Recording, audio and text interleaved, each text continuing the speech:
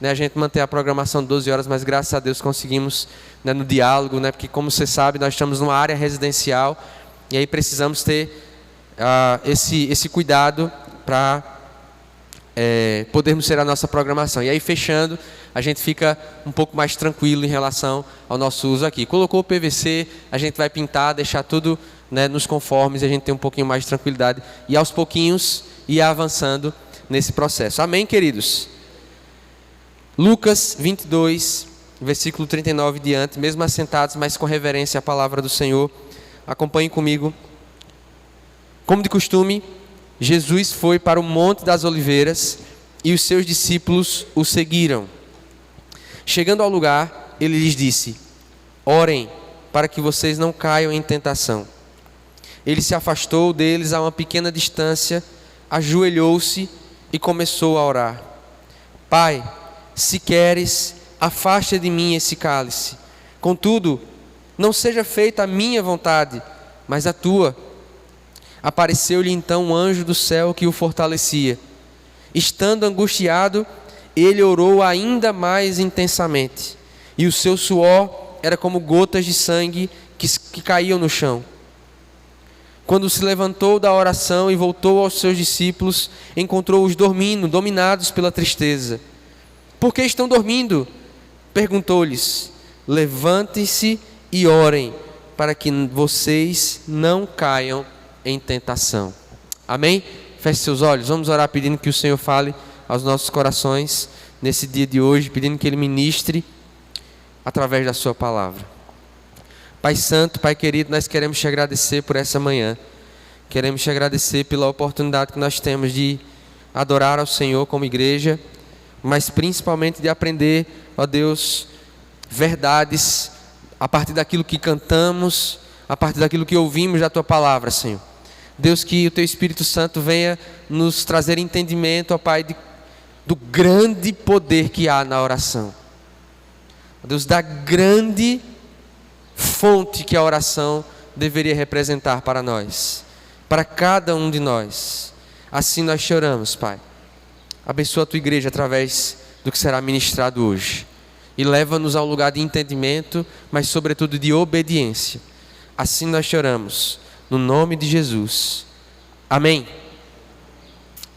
Queridos, nós vivemos uma época em que todas as áreas da nossa vida exigem ou parecem exigir de nós alta performance.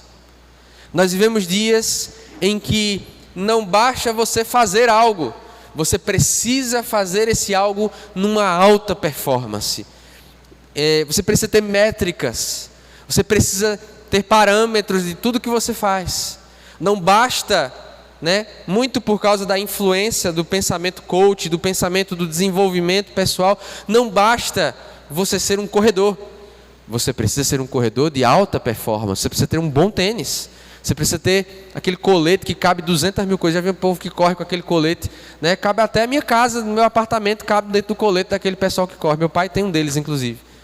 Não basta você ir para a academia e cuidar da sua saúde. Você precisa ter uma boa performance, ter um corpo que seja condizente com o valor que você investe, né? Investir em suplementos, e para quem é competidor, outras coisas mais, né? E eu pensava sobre isso quando ontem, depois de participar aqui dessas 12 horas de oração, cheguei em casa e vi que o Ramon Dino, né, é um competidor brasileiro de fisiculturismo. Ele foi campeão do Mr. Olímpia. E como nós somos a sociedade da alta performance, se você quer ser um empresário, portanto, de sucesso, não basta você trabalhar as horas regulares do comércio, você tem que fazer mais, porque afinal de contas, você precisa ter alta performance. Em todas as áreas da nossa vida parece que somos exigidos a entregar resultados, a desenvolver um padrão elevado naquilo que nós desempenhamos. Se você atua na área da saúde e você não está inteirado de todos os papers, de todas as pesquisas, de todos os estudos científicos, né, mais recentes naquela área da saúde que você atua, você não é capaz de ter uma performance condizente com aquilo que você desenvolve enquanto atividade. Em todas as áreas da vida é assim. Até nós, como donos e donas de casa, a gente não se contenta em ter um equipamento que não entrega uma boa performance. De que serve, né, para um dono de casa, uma dona de casa, um liquidificador que você não consegue bater as frutas ali e preparar aquele shake maravilhoso de manhã. Ou o fogão que não seja o mais eficiente ou o mais tecnológico. Até as nossas casas, as nossas decorações dizem que nós valorizamos e priorizamos a alta performance. Só existe uma coisa em que essa regra não é válida: a oração. Só existe uma coisa nas nossas vidas em que a gente não prioriza a alta performance: é a oração. Em tudo na nossa vida, a gente só se contenta com a alta performance. A única coisa em que a gente não se contenta em ser radical, em ser alta performance, é na oração. Então, somos trabalhadores de alta performance. Eu lá no meu serviço público, nas minhas tarefas de um modo geral, somos alta performance nas nossas casas, somos alta performance, né, no nosso cuidado com o corpo, mas nos contentamos com a baixa performance de oração. E é claro, você está entendendo aqui, oração não é performance, oração não é meta, mas quando eu leio esse texto para você essa manhã, eu leio ou esse texto para nós, ele fala sobre a maior de todas as orações no sentido de entrega, intensidade e significado. Nenhuma oração na história é como essa, irmãos. Nenhuma oração na história que você possa imaginar. Pegue as orações de Neemias, pegue a oração de dedicação do templo de Salomão, pegue as grandes orações que foram feitas na história. Nenhuma oração tem o peso, o significado e o poder destas palavras: Pai, se for possível, afaste de mim esse cálice. Contudo, não seja feita a minha vontade, mas sim a tua. Não existe, queridos, e nunca vai existir uma oração como essa. Porque ela envolve aquilo que de mais precioso há em toda a história: a redenção, a salvação, a obra da cruz. E é por isso que essa manhã nós vamos meditar a respeito de poder através da oração. Diga assim: poder. Foi sem poder essa frase. Poder através da oração. E como eu disse, irmãos, muitas orações são mencionadas ao longo da Escritura. Ontem mesmo eu preguei sobre uma oração. Eu preguei aqui, encerrando o OPA, sobre a oração de Neemias. Nós conhecemos a oração de Daniel, conhecemos, e por muitos anos eu ouvi várias mensagens sobre a oração de Jabez, lá em Crônicas. Conhecemos a oração que foi feita por Moisés, homem de Deus, e que foi registrada nos Salmos. Conhecemos a oração dos primeiros cristãos, em Atos dos Apóstolos, após a primeira grande perseguição que o povo de Deus precisa enfrentar. Eles oram e estremecem o lugar em que eles estavam.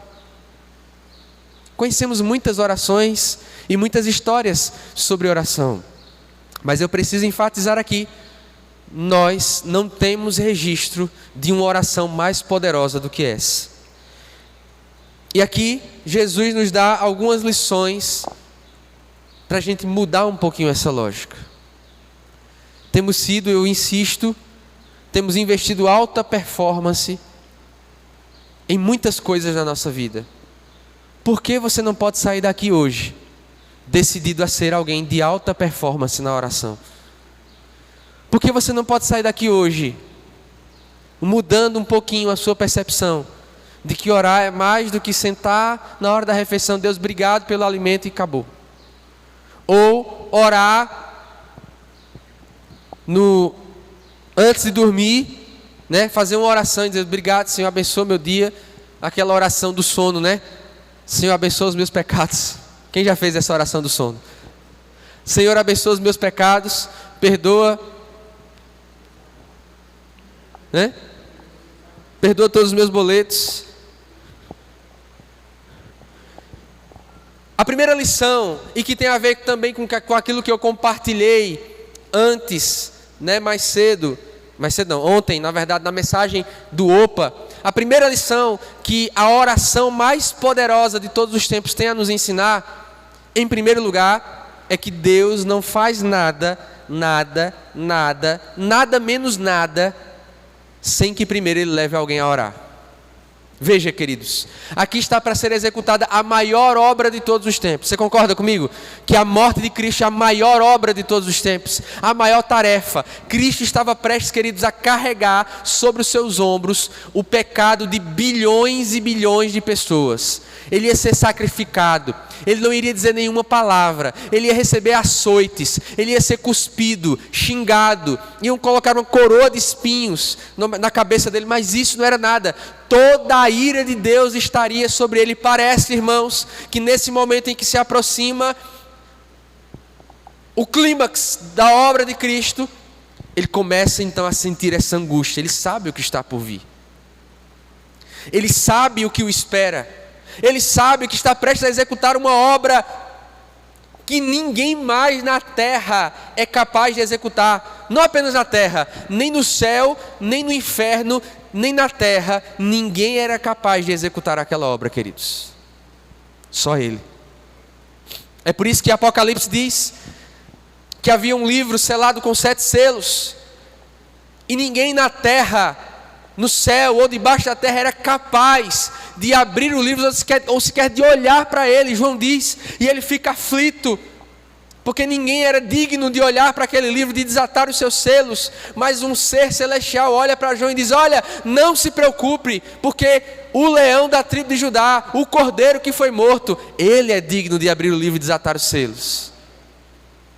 O que é que representa aquilo ali, queridos? Representa o desenrolar da história. Cristo tem o livro com os 7 selos porque ele tem a história nas suas mãos. Ele comprou para si povos de todas as línguas, tribos, raças e nações. Só ele podia fazer aquilo. Do lado de cá dessa obra é muito fácil a gente dizer, né? É bonito, é significativo a gente falar do lado de cá, mas é Cristo, nesse momento, ele está do lado de lá. Ainda não aconteceu. Do ponto de vista temporal, embora saibamos que Cristo é o Cordeiro morto antes da fundação do mundo. Cristo está no Monte das Oliveiras, como era o seu costume. Parece que o autor Lucas, e eu escolhi propositalmente o relato mais curto, porque tem tantas coisas para a gente falar, que a gente sairia daqui mais de 1h da tarde, e eu não quero fazer isso com você hoje. Eu escolhi o relato porque Mateus relata essa história, Lucas relata essa história e Marcos relata essa história. Dos 3, o mais curto foi Lucas. E eu escolhi o relato mais curto para meditar sobre isso com você nessa manhã. Poder através da oração, querido. E esse poder através da oração, ele só é possível, então, a partir, em primeiro lugar, do entendimento de que Deus, como eu disse no princípio, ele só faz qualquer coisa. Na verdade, Deus faz qualquer coisa através da oração. Não há nada que Deus vai fazer nesse mundo, irmãos, que não passe pela oração. Até aquilo que Deus permite de mal, que aconteça nesse mundo, só irá acontecer através da oração. Eu estou convencido, irmãos, pela leitura da Escritura, que sempre que Deus vai fazer alguma coisa extraordinária, nova, boa, perfeita, que vai avivar corações, que vai impactar vidas, Ele sempre levanta pelo menos uma pessoa para orar. Deus não fará coisa alguma, queridos, sem antes Ele levantar pessoas para orar a respeito daquilo. E isso não é porque Deus é dependente da oração. Deus só vai fazer se a gente orar. Num certo sentido, sim. Mas não porque Deus é dependente. Deus é soberano, irmãos. E por ser soberano, Ele escolheu a oração como meio pelo qual Ele faz as coisas. Quando nós lemos a história de Jonas pregando em Nínive, faz parecer que Deus se arrependeu de destruir Nínive. E de fato o texto coloca isso, que Deus ele não trouxe a destruição que ele havia anunciado. Mas se nós temos um olhar a partir da importância da oração e de como Deus usa a oração, nós entenderemos que o propósito de Deus sempre foi que o povo de Nínive orasse, irmãos, se arrependesse.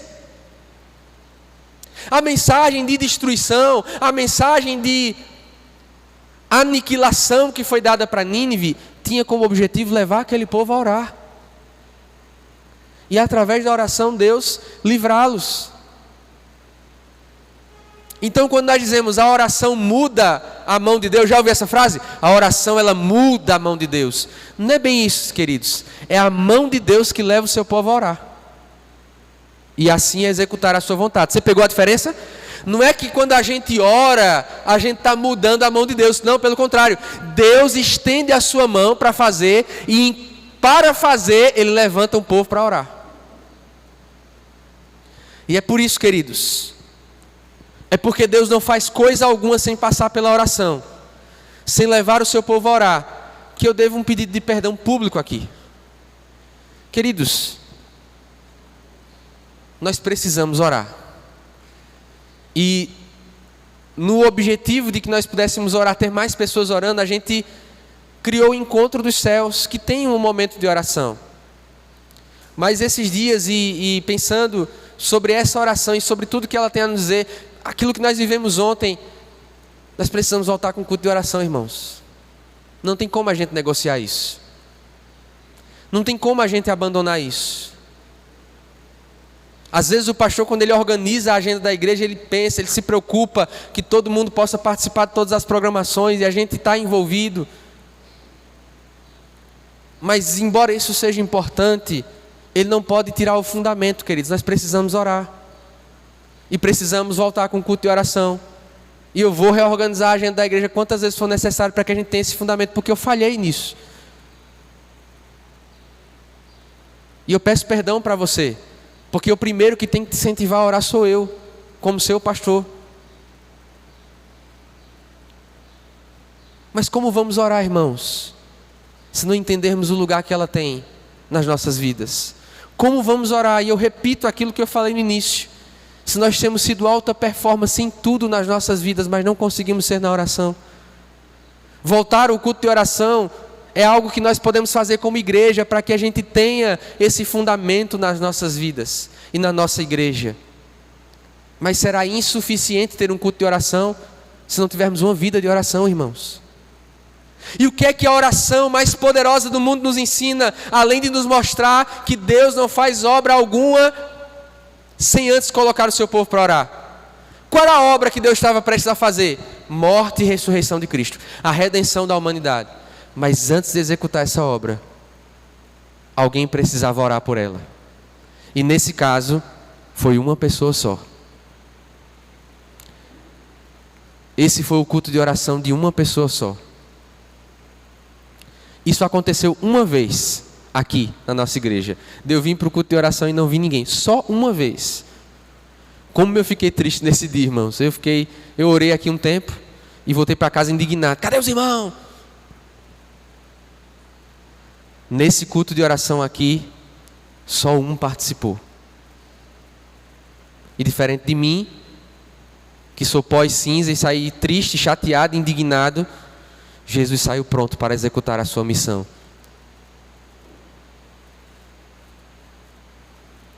Deus, grave isso, Ele não vai fazer coisa alguma.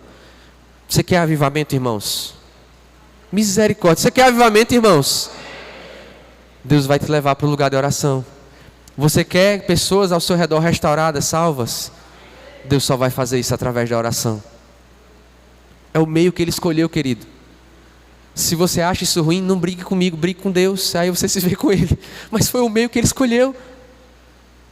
Deus queria levantar alguém, ou queria restaurar os muros de Jerusalém. Ele levantou um homem para orar, Neemias. Deus queria preservar o seu povo no cativeiro, para que eles não se desviassem, para que eles fossem ali um remanescente fiel. Ele levantou Daniel e Ezequiel para orarem, irmãos. Deus queria que a igreja de Atos, ela pregasse o evangelho em todas as partes. E como é que Ele fez isso? Levando o povo a orar. Então não tem outro caminho, irmãos.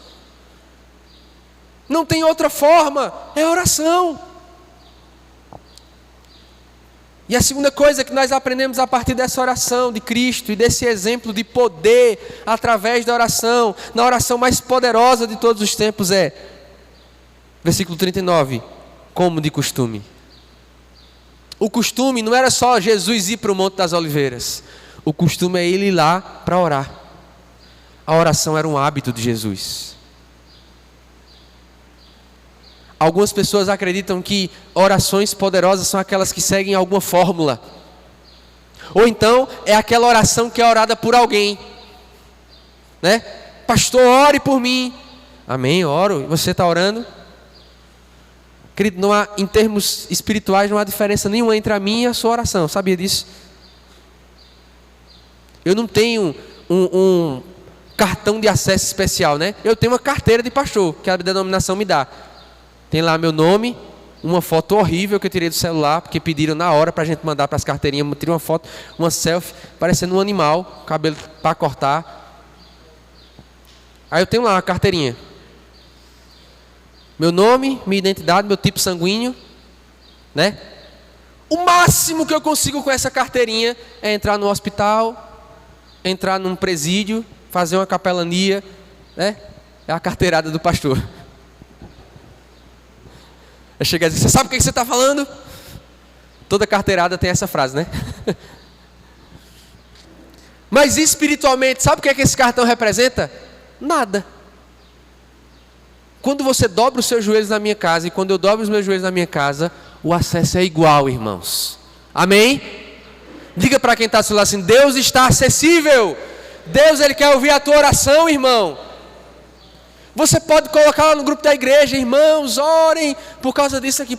A gente vai orar, irmão, mas você ora também, Deus ouve a tua oração, clama, e Ele vai responder no tempo oportuno, irmão. Em nome de Jesus.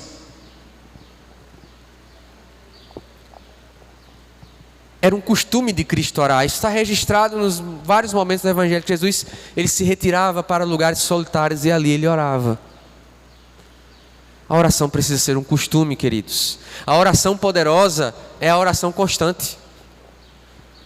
A oração poderosa, ela não é uma fórmula, ela não é uma autoridade eclesiástica, ela não se manifesta através de um conhecimento que eu tenho.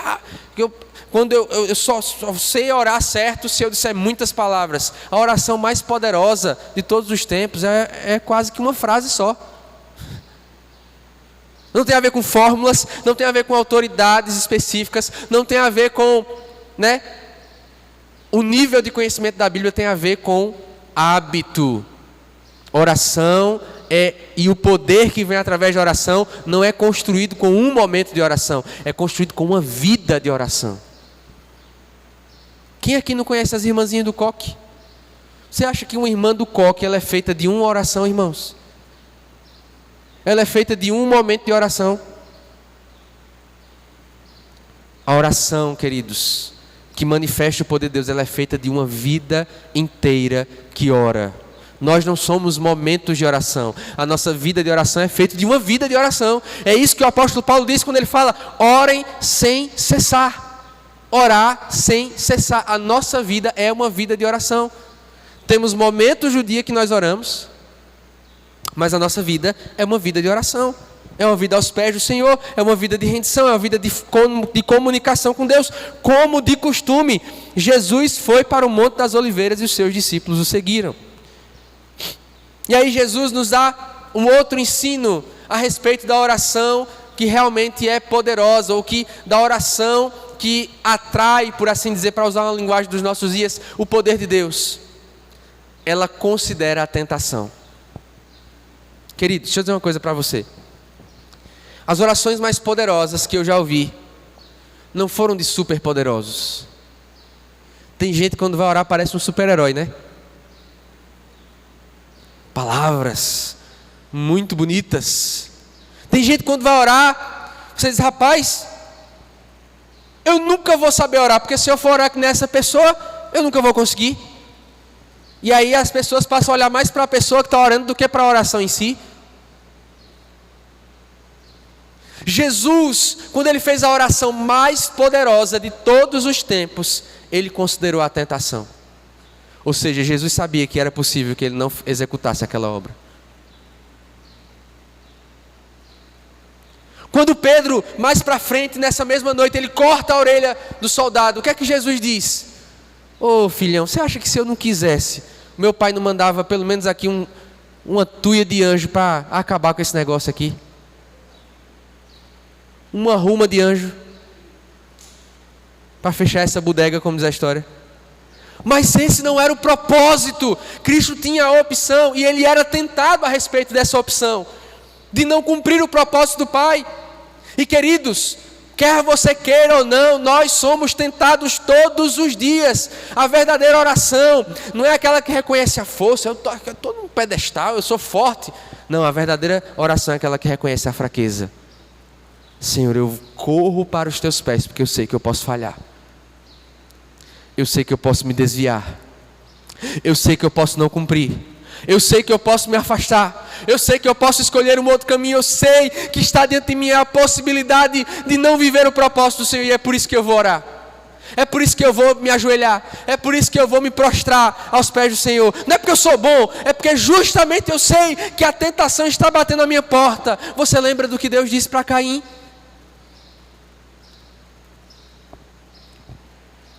Caim e Abel prestaram culto ao Senhor. Deus aceitou a oferta de Abel, rejeitou a oferta de Caim. E a Bíblia diz que na NTLH, né? A minha primeira Bíblia era NTLH, irmãos. Eu sou apaixonado pela NTLH. Não aceito quem fala mal da NTLH, mas às vezes na tradução ela exagera um pouquinho na facilidade da linguagem. Diz literalmente lá que Caim fechou a cara. Ficou emburrado. E Deus viu Caim emburrado. Vai lá comigo para Gênesis, para você ver. Capítulo 4.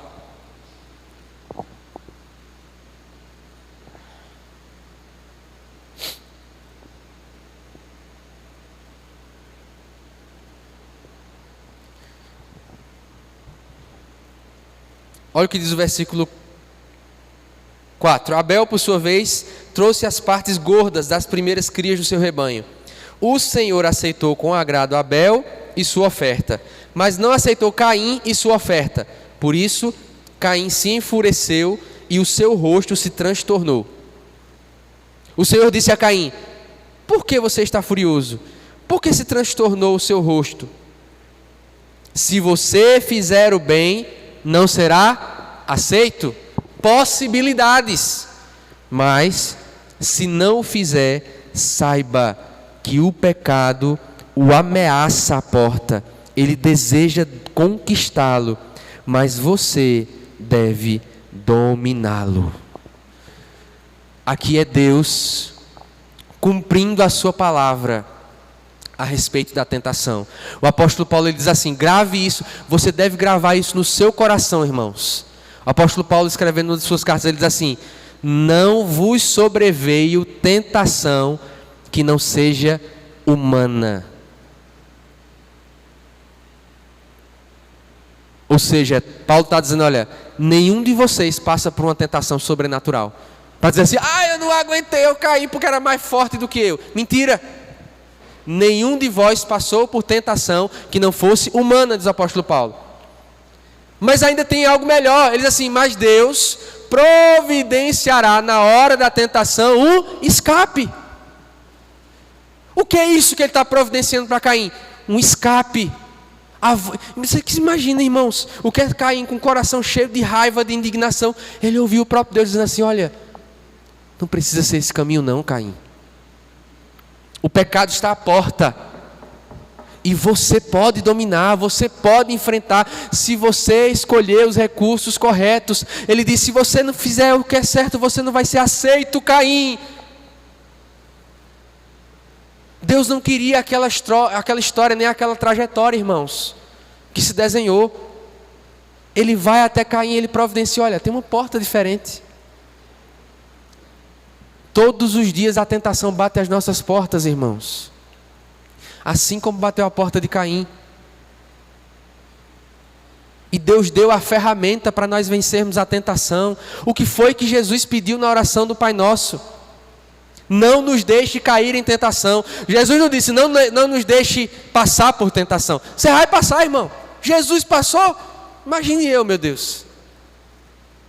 Não nos deixe cair na tentação. Mas para que não caiamos em tentação, nós precisamos orar e sermos vigilantes. Jesus disse para os seus discípulos naquela ocasião no Monte das Oliveiras: vigiai e orai. E aí a gente cai no erro a respeito desse assunto, porque ou a gente só vigia, fica alerta, mas não ora. Aí quando chega a tentação a gente age na carne, nem Pedro. Pedro estava super vigilante, né? A hora que a tentação veio, ele cortou a orelha do outro, porque não orou. E tem gente que não ora, que só ora e não fica vigilante, não fica atento ao que está acontecendo. Precisamos vigiar e orar. Esteja vigilante, irmãos. A verdadeira oração poderosa não é aquela em que eu me coloco como aquele fariseu muito bom, muito santinho, muito perfeito. É a oração que diz assim: olha, a tentação está na minha porta, eu sei que eu posso fazer aquilo que é mal, mas eu vou me jogar na presença de Deus, eu vou mergulhar na presença dEle e serei vitorioso através da oração. Amém? Volta lá para o texto agora, volta lá para Lucas.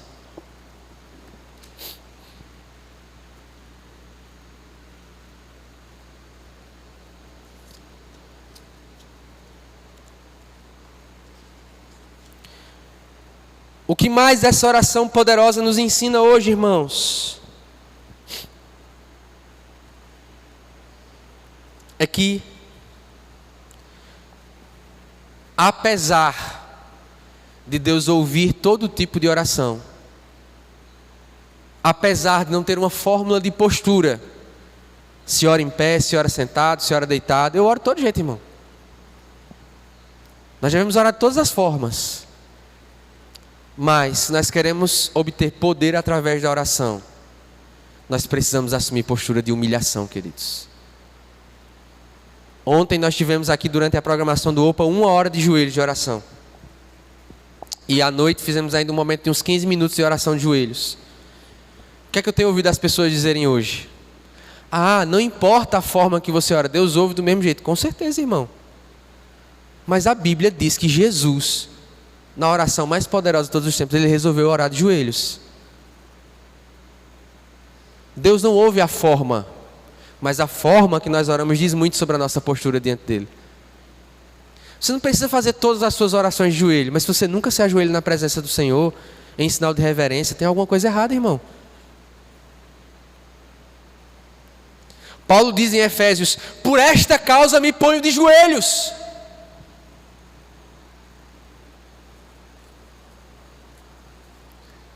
A nossa postura, e é isso que Jesus ensina através da oração poderosa, a oração mais poderosa de todos os tempos, a nossa postura em alguns momentos importa. Tem pessoas que não oram ou não assumem uma postura de humilhação na oração. Não é porque ela pensa assim que Jesus ouve todas as formas de oração. Não é porque ela tem algum incômodo, é porque ela é orgulhosa mesmo. Tem coisa mais humilhante do que se ajoelhar, irmãos.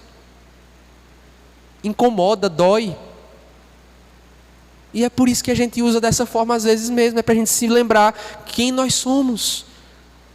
Nós precisamos, para ter ou viver uma vida de oração poderosa, para ter poder através da oração, nós precisamos de uma postura de reverência.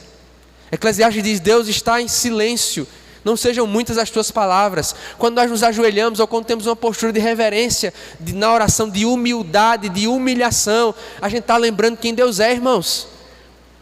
Deus, o Deus a quem nós nos dirigimos, Ele não é qualquer um, não.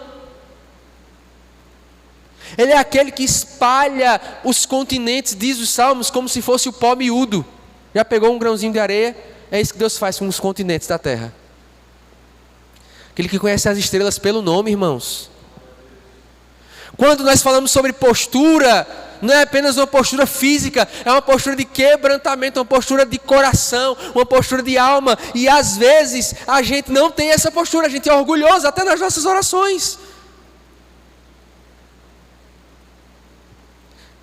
A oração, ou o poder através da oração, ele vem através de um coração quebrantado e que se humilha. Orar de joelhos é só uma expressão disso. Orar prostrado é só uma expressão disso. Eu lembro de uma vez que eu estava num momento de culto numa outra igreja. Na verdade era uma reunião com várias igrejas. E estava do lado de alguém assim, uma pessoa no momento do louvor da adoração se ajoelhou e a outra pessoa fuzilou o irmão com os olhos, como se estivesse acontecendo uma coisa, um pecado. Eu olhei assim e disse, meu Deus, que é isso? Deixa eu dizer uma coisa para você, que talvez tenha medo de fazer isso. O lugar de você se ajoelhar é aqui mesmo, viu, irmão? Se tiver na hora do louvor, da palavra, de qualquer momento, o lugar de você se prostrar é aqui mesmo. Tenha medo que vão achar, não se vão fuzilar você com os olhos. Deixa fuzilar. Você sabe do seu coração o que é que te leva a se prostrar na presença dele. Amém? E você, irmão, você não sabe o que é que está se passando na vida do outro, que se ajoelha, que se prostra, que chora. Ontem eu estava ali, vi um momento muito especial da parte de Deus, quase que esse óculos aqui se desmancha em lágrimas. Aí chegou uma irmã. Eu estava me acabando ali na mesa de som. Aí chegou a irmã, ei pastor, bora comer um lanche. Eu disse, irmão, sem condição agora.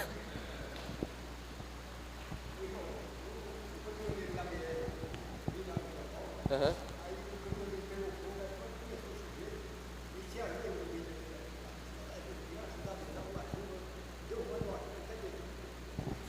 Graças a Deus. Se ajoelhe, irmão, se prostra na presença de Deus. Tem vergonha não. Oxente, Cristo não teve vergonha de você, querido. Ele estava nu, crucificado. Ele não teve vergonha de nós. Mas você acha que Jesus foi crucificado com aquele lençolzinho? Coloca nos filmes, para não ser um atentado, obviamente, ao pudor. Mas Jesus foi exposto vergonhosamente. Ele não teve vergonha de mim, de você. E você vai ter vergonha de se prostrar na presença dele? É uma pastorada que tem hoje em dia. O pastor falou mesmo sério ontem. Algumas das mensagens falou isso. Porque é pastor e tem um momento no altar. Eu não vou para o altar. Que é isso? E eu sou o quê, irmãos? Todas as vezes que Deus mandar, eu venho para cá e a gente ora. E Deus fala através de nós. Então nós precisamos, irmãos, ter uma... Até sair no cabo. Precisamos ter uma postura de humilhação, irmãos. De humildade na presença dele. A palavra do Senhor diz em Tiago, humilhai-vos debaixo da potente mão do Senhor, e ao seu tempo ele os exaltará. Deixa eu dizer uma coisa para você. Sabe por que a igreja de Atos, ela não tremia para ninguém? Porque ela se humilhava debaixo da potente mão do Senhor. Às vezes a gente lê alguns textos e passa despercebido. Pedro e João estão diante do sinédrio. Foram açoitados por terem pregado o nome de Jesus. E aí o sinédrio, sabe o que era o sinédrio, irmão, daquela época? Era o equivalente ao STF de hoje. Com a diferença que o STF hoje não pode matar ninguém, o sinédrio matava. O povo fica, o STF, vai confrontar o sinédrio na época que podia arrumar um jeito de você morrer. Diante da maior autoridade, das maiores autoridades do povo judeu naquela época. Depois de ter levado uma surra. Depois de eles terem ameaçado, olha, não falem mais nesse nome. Pedro, aí a ousadia de Pedro entra de verdade. É quando uma característica que nós temos, ela é usada pelo Espírito Santo de Deus. Não para cortar orelhas, mas agora para ser um instrumento de poder nas mãos do Senhor. Pedro olha para eles assim, com muita coragem do Espírito Santo. A coragem de alguém que orava, de alguém que tinha poder e que se humilhava debaixo da potente mão do Senhor. Ele diz assim, julguem vocês, senhores, e todo o povo. Nós vamos obedecer a vocês ou a Deus? Pois não podemos deixar de falar daquilo que vimos e ouvimos. Em outras palavras, façam o que vocês quiserem, a gente vai obedecer a Deus. Pode matar, pode cortar, pode esquartejar, pode matar a família, pode fazer o que quiser. Aquela igreja, queridos, ela não tremia para ninguém, ela não temia ninguém, porque ela se humilhava debaixo da potente mão do Senhor. Muitos dos nossos medos, grave isso no teu coração hoje, muitos dos nossos medos, muitas das coisas que fazem a gente, ai meu Deus, são fruto de nós não nos humilharmos diante do Senhor. Querido, quem teme a Deus não teme nada. Quem se humilha debaixo da mão do Senhor não precisa ter medo de coisa alguma. Viva, morta, do céu, do inferno, da terra, do que quer que seja. Amém? Não vou conseguir falar tudo hoje, meu Deus. Mais uma coisa que nós aprendemos sobre poder através da oração. Pai, se queres, afasta de mim este cálice, contudo, não seja feita a minha vontade, mas a tua. Aí é onde entra o poder do nosso título. As pessoas acham, queridos, que a oração poderosa é aquela em que eu expresso algum dom, ou que eu sou usado em profecia, e todas essas coisas são manifestações de poder de Deus, amém? Nós cremos nos dons de Deus. As pessoas acham que oração poderosa é aquela oração que é gritada, ou aquela oração que tem os melhores termos. Eu lembro eu adolescente, pré-adolescente, 12, 13 anos na igreja, tinha um irmão lá na igreja Batista Central, que toda vez que ele ia orar, irmão, não entendia nada que ele orava.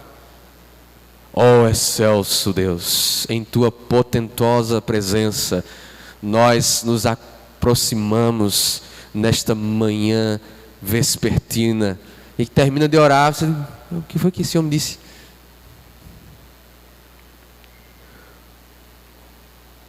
Por tua robicunda, já viu aquele áudio, né? A potentosa, acalentadora, a paz do Senhor. Não é essa oração poderosa, queridos. A oração poderosa é aquela que é capaz de nos levar a matar o eu. Jesus estava através dessa oração matando toda a vontade dele. Se existia algum resquício de temor no coração de Jesus a respeito daquela missão, foi morta nessa oração. É fácil, irmãos, orar alto. É fácil orar bonito. É fácil. É fácil. Difícil é a oração que me mata. É fácil a oração que traz bênçãos para mim. Difícil é a oração que eu digo assim: Senhor, pegue isso aqui e mata. Pegue isso aqui, destrói, aniquila. Essa é a oração de poder, queridos. Sabe por quê? Porque no reino de Deus tudo é invertido. No reino de Deus tudo é ao contrário. A sabedoria é tratada por loucura para o mundo. No mundo, poder é quando a minha vontade ela é feita acima de todos. Não é assim que funciona? Não é verdade? Nos ambientes de poder desse mundo não é assim que funciona.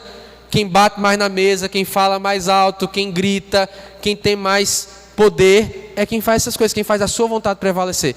No reino de Deus é o contrário, queridos.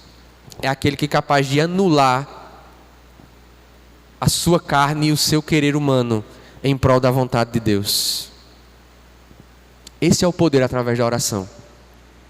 A capacidade de, no ambiente de oração, Deus anular a nossa vontade e fazer florescer a vontade dele em nós. Aí você vai ver, meu irmão. Aí você vai ver o que é poder de Deus. É quando você estiver nesse lugar em que a sua vontade é anulada e a vontade de Deus prevalece. E por fim, já caminhando para o encerramento dessa palavra de hoje,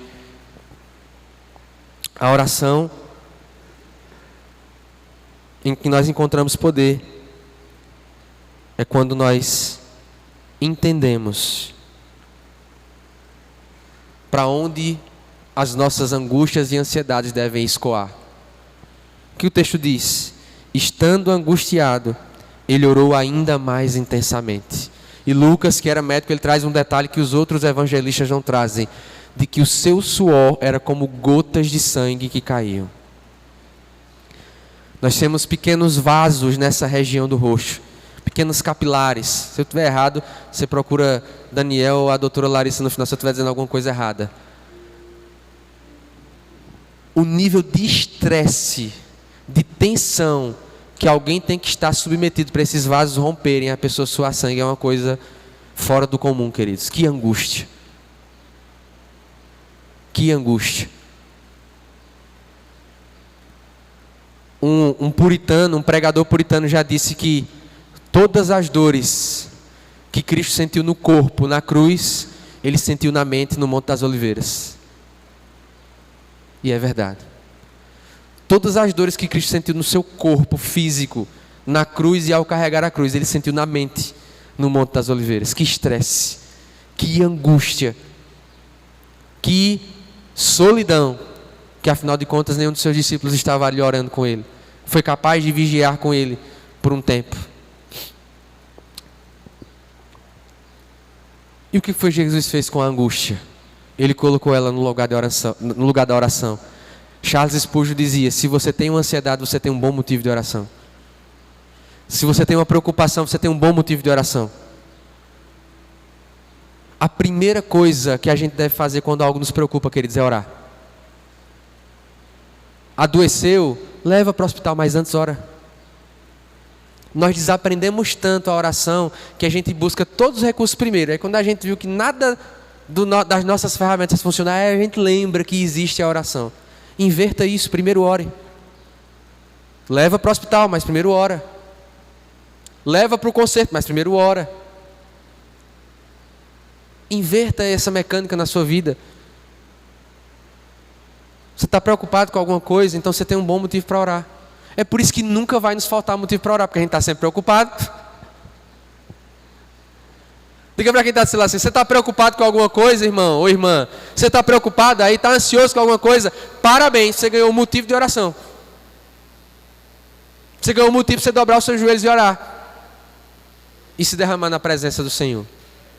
E aqui, para finalizar, eu quero deixar uma indicação de um livro para você. Na verdade, de vários livros, mas comece por um. Poder através da oração, de E.M. Bounds. Algumas das coisas que eu falei aqui vêm desse livro. E de todos os livros que o Bounds escreveu, ninguém escreveu sobre oração, a não ser os escritores bíblicos, nesse mundo que nem E.M. Bounds, pregador metodista do século XIX. Ele tem vários livros sobre oração. Poder através da oração, Homens de Oração, e diversos livros que ele escreveu nesse assunto. São livros curtinhos e fica de indicação para você entender um pouquinho mais daquilo que a gente pregou hoje. Fique de pé.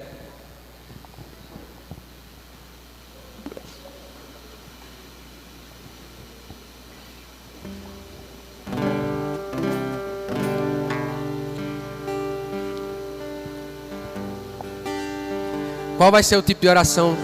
Qual vai ser o seu tipo de oração a partir de hoje, irmão? De que forma você vai orar a partir do que você ouviu da oração mais poderosa de todos os tempos? Como eu disse, tinha tantas outras coisas que poderíamos falar, mas o Senhor sabe porque era necessário falar as que eu falei hoje. Será que a oração vai ser uma ritualidade ainda na sua vida?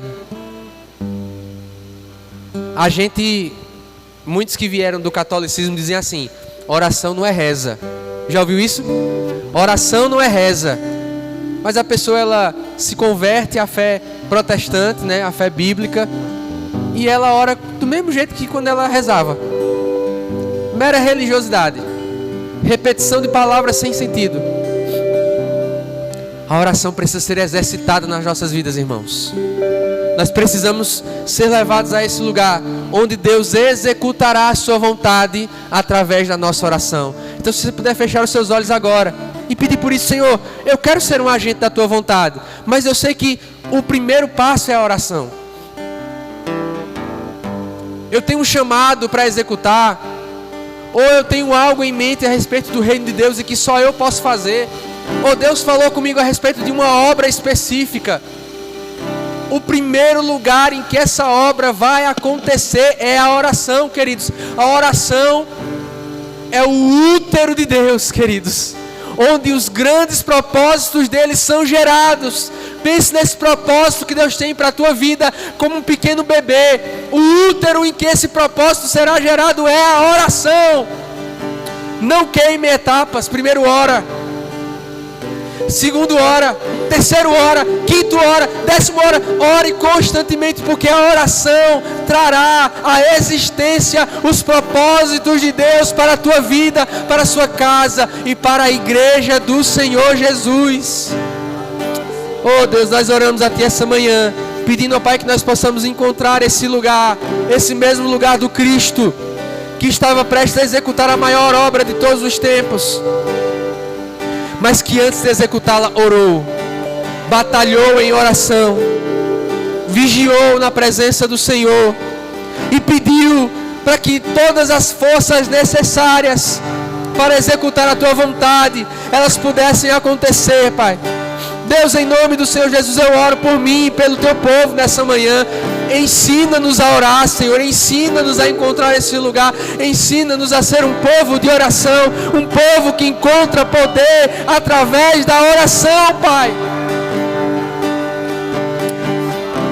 Oh Deus, no mundo, ó Deus, em que nós conseguimos desenvolver alta performance em tudo, que nós sejamos radicais na nossa oração, radicais no clamor, intensos na nossa oração contigo, Pai, em nome do Senhor Jesus. Será que você pode pedir isso essa manhã? Senhor, me ajuda, Senhor, a orar como o Senhor espera, em nome do Senhor Jesus. Vamos adorá-lo nessa manhã. Nos leva ao lugar de oração, ao lugar de adoração. Faz de novo, quebra o nosso coração. Restaura. Precisamos te buscar, Senhor.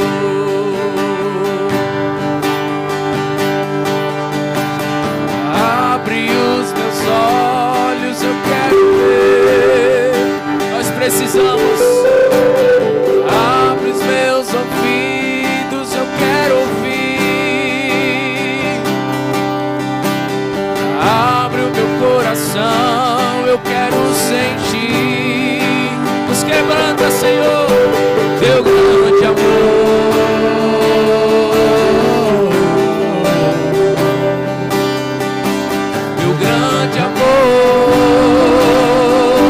Peça isso. Vamos, abre os meus olhos. Abre os meus olhos, eu quero ver Jesus. Abre os meus ouvidos, eu quero ouvir. Abre o meu coração, eu quero sentir teu grande amor, Jesus, teu grande amor.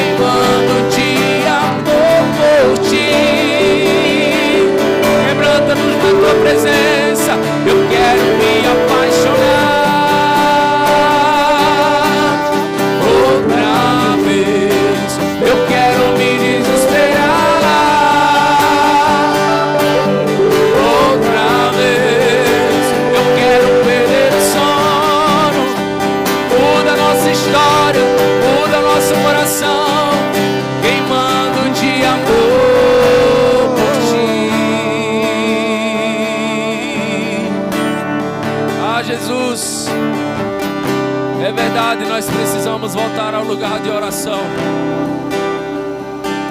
Nós precisamos voltar ao nosso quarto. Nós precisamos nos render diante de Ti, Jesus. É verdade, Senhor, perdoa. Perdoa quando estamos longe. Perdoa quando esquecemos de falar contigo todos os dias. Perdoa quando a correria do trabalho é maior. Perdoa quando a gente chega em casa e em vez de orar a gente vai assistir, Senhor. Perdoa, Senhor. Perdoa quando a gente troca a intimidade contigo pelas coisas desse mundo. Ah, meu Deus, coloca em nosso coração uma fome e uma sede por Ti, Jesus. Coloca amor de novo em nosso coração, como você fazia naquela vez. Você se desligava, entrava no seu quarto, fechava a porta do seu quarto, não queria saber de nada, nem de ninguém, não queria saber de trabalho, não queria saber de dinheiro, não queria saber nem mesmo da sua família naquele momento. É só você e Deus, só você e Deus. Ah, nos traz para esse lugar de novo, Senhor. Nos traz para esse lugar de novo, Senhor. O lugar da intimidade, o lugar da busca, o lugar que a gente se quebranta na tua presença, Senhor. Eu quero me apaixonar outra vez. Eu quero me desesperar outra vez. Eu quero perder o sono outra vez, queimando de amor por ti.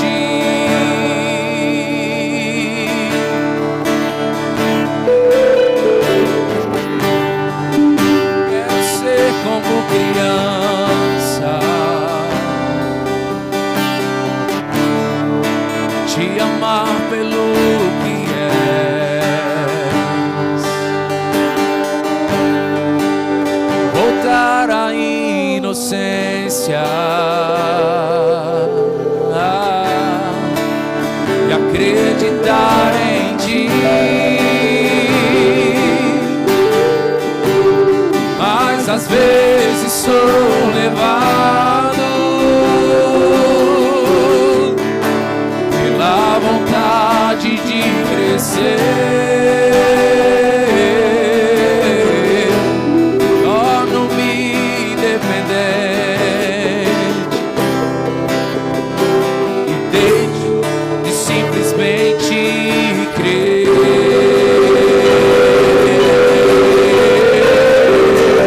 Não posso viver longe do teu amor.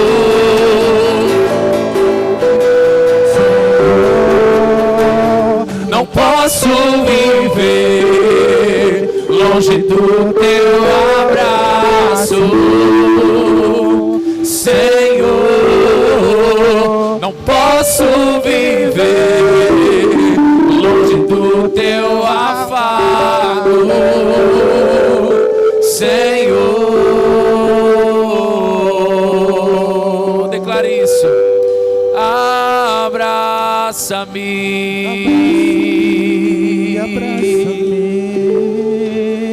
abraça-me,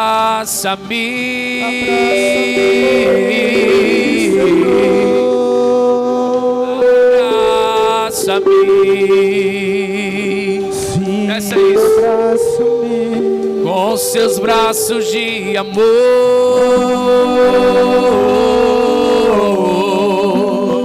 abraça-me,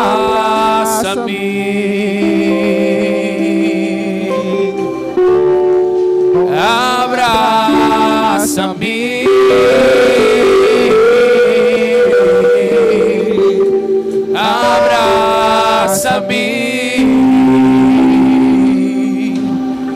abraça-me, com seus braços de amor,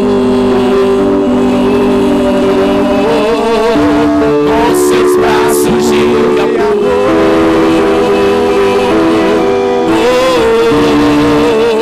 Não posso viver longe do teu amor, Senhor. Não posso viver longe do teu abraço,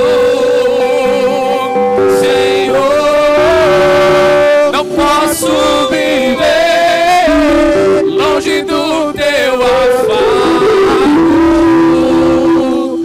Senhor. Posso viver longe do teu amor, Senhor. Não posso viver longe do teu abraço, Senhor. Não posso viver longe do teu afago, jamais, jamais, Senhor.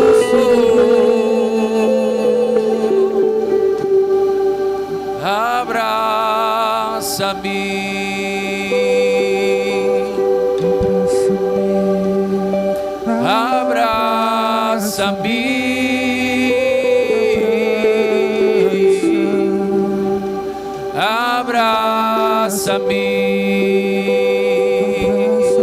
Senhor, com laços de amor.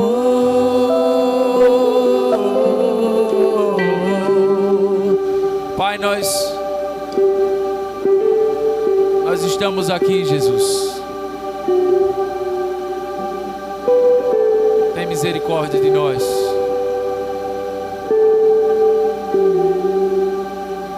Restaura o nosso coração, Pai. Restaura a nossa intimidade contigo, Senhor. Restaura o desejo de orar, Pai. Restaura em nós aquilo que foi perdido. Muitas vezes estamos tão atarefados, tão cheios de coisas que nos esquecemos do primordial, que é o Senhor. É a oração, é a leitura da palavra, é o jejum. E sabemos que se a gente fizer só isso, a oração, o louvor, a palavra, o jejum, no nosso dia a dia, o quanto que isso faz diferença na nossa caminhada, Senhor. Não é sobre performance, meu irmão.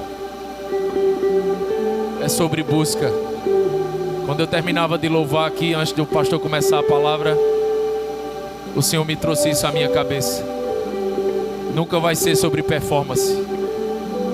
É sobre a sua busca. E o pastor, por sinal, para confirmar, começou falando sobre isso, sobre performance. Quem sou eu e quem é você para achar que pode performar diante de Deus? Quem sou eu e quem é você para achar que a gente é bom em alguma coisa diante de Deus? Quem somos nós, meus irmãos? Quem somos nós para pensar que a gente é bom, para pensar que a gente é legal, para pensar que a gente... eu faço um louvor bacana, eu fui para a igreja domingo, eu estava no evento ontem, tá bom demais. Meu Deus, misericórdia, Senhor. Misericórdia, Jesus. Que o nosso coração possa voltar a queimar com uma chama do primeiro amor. Começa em mim, Senhor, de novo isso. Eu não aponto ninguém, eu não falo de ninguém, eu começo de mim mesmo. Sou eu que preciso, Senhor. Sou eu que preciso, Senhor. Me desesperar de novo, sou eu que preciso, Senhor. Tomar vergonha, sou eu que preciso, Senhor. Me desligar das coisas do mundo e me ligar do Senhor. Sou eu que preciso, Jesus. Cuida de nós, cuida da igreja, Pai, cuida desta casa. Dai força ao pastor, à sua esposa. Dai força à liderança dessa casa, Deus. Dai força ao ministério de louvor, Jesus. Dai força a cada líder de ministérios dessa casa, Deus. Nos une, Senhor, em oração. Nos une novamente, nos fortalece novamente, nos restaura novamente, nos quebranta novamente. Quebra tudo aquilo que não presta, Pai, em nossa vida. Quebra, Deus. Apaga, Deus. Leva para longe, Senhor. O que temos de melhor é o Senhor. Não importa as luzes, não importa os instrumentos, não importa a aparência da igreja, não importa se caiu o teto, não importa as cadeiras, não importa, Senhor, a cor, não importa, Jesus.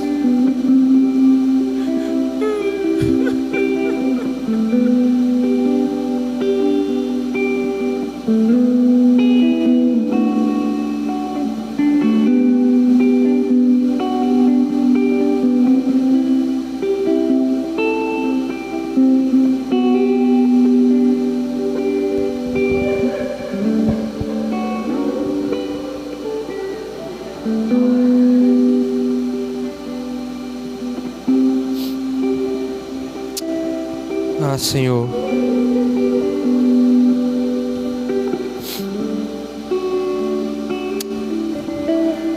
Como nós precisamos de Ti, Senhor. Nós precisamos de Ti, Senhor, assim como a terra sedenta precisa de água, Senhor. Como é possível, Senhor, que nós façamos essa obra tão grande sem que o Senhor, ó Deus, nos ajude, Pai, sem que o Senhor esteja conosco. Ó Deus, essa manhã nós dizemos como Moisés, Pai, se o Senhor não for à nossa frente, não nos envie, por favor, Senhor. Que diferença há, Deus, entre nós e o mundo se não tivermos a Tua presença, se o Senhor não estiver conosco? E há um risco tão grande, Senhor, de nós fazermos a obra do Senhor, ou o que nós chamamos de obra do Senhor, sem que o Senhor esteja conosco, Pai. Oh Deus, nós não queremos ser ativistas, Deus, nós não queremos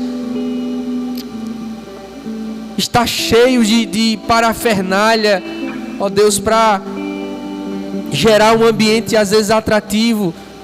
Ó Deus, nós queremos que as pessoas sejam atraídas até esse lugar pela Tua presença, Senhor.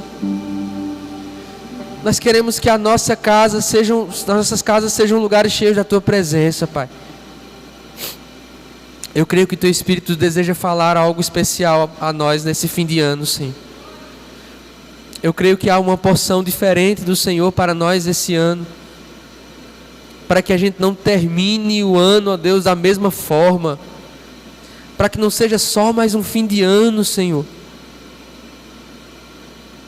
Nós perguntamos, ó Deus, nós fazemos uma pergunta só a Ti, Senhor: o que o Senhor tem preparado para nós? Porque parte da resposta passa pela oração, e nós não queremos ser uma igreja que não ora, uma igreja que não busca, uma igreja que não clama. Portanto, nos leva a esse lugar, Senhor, onde nós não somos religiosos, nós não somos meros crentes de carteira assinada. Oh Senhor, nós precisamos demais do Senhor. Nós precisamos demais do Senhor, Pai. Como a corça suspira pelas águas, por Ti suspira a minha alma. Quando poderei me apresentar diante do Senhor? Quando poderei estar diante dos Seus átrios? Porque o Teu amor, Senhor, é maior do que a vida. Em Ti há grande prazer e satisfação, Senhor. Direi do Senhor: Ele é o meu refúgio e o meu abrigo, e nele confiarei.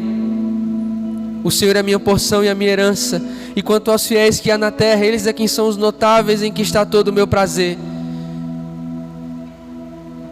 Pois o meu corpo e o meu coração poderão fraquejar, mas Deus é a força do meu coração e a minha herança para sempre. Nós oramos a Tua palavra nessa manhã, pedindo que o Senhor renove o Teu povo, Pai, para viver a Tua vontade, ó Deus, todos os dias, para viver a independência do Senhor todos os dias, e fazer o Teu querer, ó Deus, acontecer através da oração e da dependência, no nome de Jesus. O Teu toque abriu os olhos do meu coração. Eu posso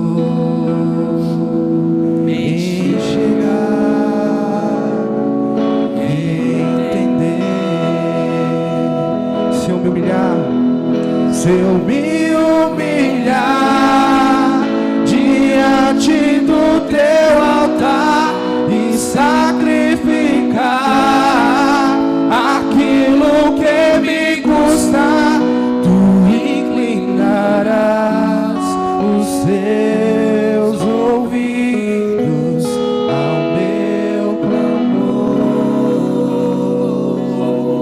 Mas vale um dia, Senhor, mas vale um dia no centro do Teu querer, que toda a vida sem jamais Te conhecer.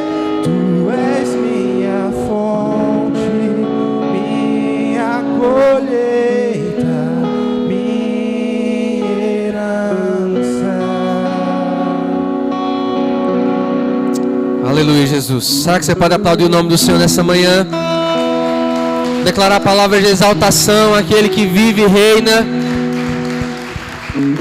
Ah, Senhor, nós te adoramos, Senhor. Não existe nada como a tua presença, Senhor. Oh Deus, o pardal encontrou casa, a andorinha encontrou um ninho para si, e eu encontrei um lugar aos teus altares, Senhor. Rei meu, rocha minha, louvado seja o nome do Senhor Jesus, queridos.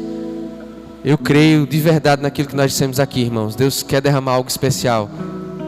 Pare de pensar que porque o ano está acabando, que a vontade do Senhor acabou para a tua vida. Deus é eterno, Deus não está sujeito, irmãos, a um ano que acaba, a um que começa. O propósito dele é eterno e permanente nas nossas vidas. Não esmoreça, não acompanhe essa tendência das pessoas de fim de ano, vai esmorecendo, porque não tem mais nada para acontecer. Tem sim, tem muita coisa para acontecer, e isso está nas mãos do Senhor e não nas nossas, irmãos. Amém? Você crê nisso? Nós vamos agora tentar, dar continuidade a esse culto, entregando os nossos dízimos e ofertas ao Senhor, nesse mesmo espírito de quebrantamento, de adoração, de louvor. Você possa preparar a sua oferta, preparar o seu dízimo. Nós vamos orar por esse ato de adoração, de obediência e de gratidão, como sempre temos ensinado aqui. Feche seus olhos. Senhor amado, obrigado, Senhor, porque mais do que receber tantas coisas do Senhor, podemos entregar a Ti, ó Deus, aquilo que na verdade vem das Tuas mãos e Te pertence. O que nós temos, Senhor? O que darei ao Senhor por todos os benefícios que tem feito a mim? E essa manhã nós apenas retribuímos com um coração grato, adorando ao Senhor em entendimento, ó Deus, de que tudo que temos é Teu. Abençoa, Deus, cada irmão, cada irmã, ó Deus, aqueles que tem enfrentado lutas na área financeira, que o Senhor abra portas de provisão, que a Tua igreja possa ser também, ó Deus, um canal de provisão na vida dos irmãos, ó Deus, que o Senhor possa fazer a Tua vontade, que é boa, perfeita e agradável nas nossas vidas. Venha sobre nós, ó Deus, essa hora e nos ajuda a participar desse momento com boa consciência. Assim oramos em nome de Jesus. Amém. Enquanto louvamos, você pode entregar seu dízimo, sua oferta através de QR Code ou de um outro formato.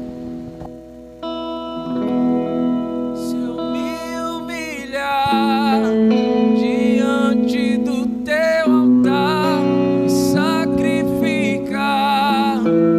aquilo que me custar, tu inclinarás os seus ouvidos ao meu clamor.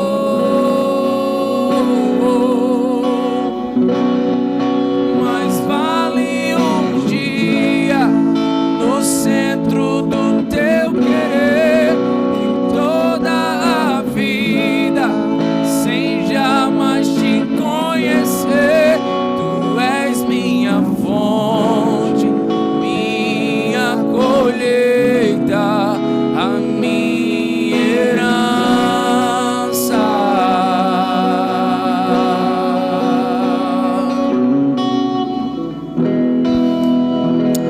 Glória a Deus, queridos. Sente por um instantezinho. Nós vamos dar alguns avisos para você. Primeiro aviso que eu quero trazer para os irmãos é sobre almoço. Ontem, nós tivemos o OPA aqui, tivemos almoço, só que terminou, e ficou muita comida. Então nós resolvemos hoje comer aqui na igreja também, Pastor, mas não é só no primeiro domingo do mês, mas tem comida, Se tem comida, vamos aproveitar então, tem feijoada ainda da paz, macarrão, arroz, salada chegou, tá na bênção, irmão. Então se você quiser ficar para almoçar conosco, todos são convidados, aviso só a Maíra, olha, eu vou ficar para almoçar porque a gente vai pedir um galetinho para dar aquela complementada, e aí a gente, dependendo da quantidade de pessoas, a gente pede 2, 3, 10, dependendo da quantidade de pessoas da fome. Mas fique à vontade, está convidado para ficar por aqui no templo após o final do culto, para nós almoçarmos juntos. Um outro aviso muito importante que eu quero trazer para os irmãos é a respeito do nosso impacto evangelístico. Amém, irmãos? Dias 15, 16 e 17 de novembro. Reserve essa data. Ah, pastor, é no feriado. Mas o feriado cai no sábado, então não faz diferença nenhuma. É só a data mesmo que você vai separar para nós estarmos juntos, somando forças, né, no impacto evangelístico lá na cidade de Riacho das Almas. Um final de semana inteiro pregando a palavra, né, sendo instrumento de Deus, culto ao ar livre, trabalho com crianças. E queridos, esse é o terceiro impacto que nós vamos fazer em Riacho das Almas. Você pode glorificar a Deus por isso? Terceiro impacto evangelístico. 2023, demos início, começamos a Casa de Paz. 2024, a gente plantou, né, oficialmente a missão. Temos um espaço de culto hoje lá. Em 2025 vai ser um impacto para a gente celebrar, embora vai ser um pouquinho antecipado, 1 ano de missão Shalom, amém? Lá em Riacho das Almas. E queridos, vamos contar com um apoio assim muito, muito, muito especial. Nós receberemos aqui na cidade de Riacho das Almas, né, a igreja do Nazareno Central de Jaboatão, né, a primeira igreja de Jaboatão lá em Santo Aleixo. Né, alguns irmãos aqui no período de aniversário conheceram o pastor Sérgio Borba, que é o pastor dessa igreja, e ele, queridos, né, nessa amizade que a gente tem, graças a Deus, né, dentro do reino, a gente faz boas amizades que a gente tem desenvolvido. Ele disse: pastor, eu quero esse ano levar a nossa viagem missionária para Riacho das Almas. Então nós vamos estar recebendo aí 50 a 70 pessoas só de Jaboatão, amém? Então, com mais os 50 de Caruaru, a gente pode ter 100 pessoas evangelizando em Riacho das Almas. Faz diferença ou não faz? Glória a Deus. Então queremos ter esse impacto assim realmente para abalar a estrutura daquela cidade, queridos. Riacho das Almas é uma cidade de mais de 20 mil habitantes que precisa. Faz 2 anos, queridos, que 2 vezes na semana eu estou por lá, quando é a semana mais normal. Já teve semana de eu ir 3, 4 vezes para Riacho das Almas. Eu digo para você, pela observação e pelo discernimento, Riacho das Almas precisa de Jesus, irmãos. Precisa. Os jovens de Riacho precisam, os idosos de Riacho precisam. Riacho precisa de Jesus, queridos. É impressionante. Riacho das Almas não tem uma igreja grande, evangélica. Todas as igrejas são pequenininhas. E isso fala alguma coisa a respeito do estado espiritual da cidade, irmãos. Isso diz alguma coisa. E nós precisamos pregar o evangelho naquele lugar. E teremos esse impacto dia 15, 16 e 17 de novembro para a glória de Deus. Amém, queridos? Então fique atento, né, para que você possa estar envolvido com o que está acontecendo. Temos nossa programação normal nessa semana. E o que eu disse aqui sobre o culto de oração, eu não disse brincando, irmãos. A gente vai voltar com o culto de oração. Mas antes, queremos ter uma reunião de membresia com você para tratar esse e outros assuntos importantes, né? Essa reunião estaria acontecendo em setembro, mas por conta de uma questão de agenda acabou não ocorrendo. A gente está marcando